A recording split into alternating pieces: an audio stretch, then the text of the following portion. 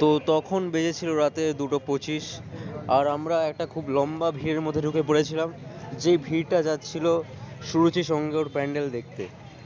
আর অবশেষে 15-20 মিনিট পর সেই ভয়ঙ্কর ভিড়কে অতিক্রম করার পরে আমরা পৌঁছলাম সুরুচি সঙ্গর অসাধারণ প্যান্ডেল দেখতে।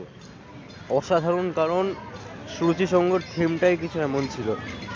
সুরুচি সঙ্গর বাংলার প্যাট্রিয়টিজমের উপরে বানিয়েছিল প্যান্ডেলটা। আগে প্যান্ডেলের বাইরের দেওয়ালে ওরা বাংলার সমস্ত বিপ্লবীদের ছবি বানিয়েছিল, আর তারপরে ওরা বানিয়েছিল হচ্ছে একটা জেলের মতো দেখতে প্যান্ডেল, যেখানে একদম জেলের মতো লাগছিল প্যান্ডেলটা। ওরা অনেক ডিটেলিং করেছে। এবার এই জেলটাকে আরেকটু ভালো করে দেখানোর জন্য ওরা চারিদিকে দেখিয়েছিল ভাঙাচোরা দেওয়াল, ইট বেরিয়ে যাচ্ছে ইত্যাদি সমস্ত জিনিস। তারপর সেই জেলের ভেতরের দেওয়ালেও অনেক বিপ্লবীদের ছবি আঁকা ছিল।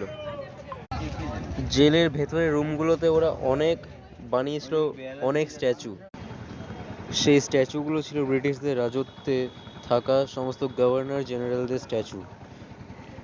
এটা তো শুধুমাত্র এই সাইডে গভর্নর জেনারেলদের স্ট্যাচু ছিল, অন্য সাইডে ছিল বাংলার সমস্ত বিপ্লবীদের স্ট্যাচু অনেক রকমের। কিন্তু সেই বিপ্লবীদের স্ট্যাচু দেখার আগে দেখে নাও প্যান্ডেলের মধ্যে মা দুর্গার প্রতিমাটি।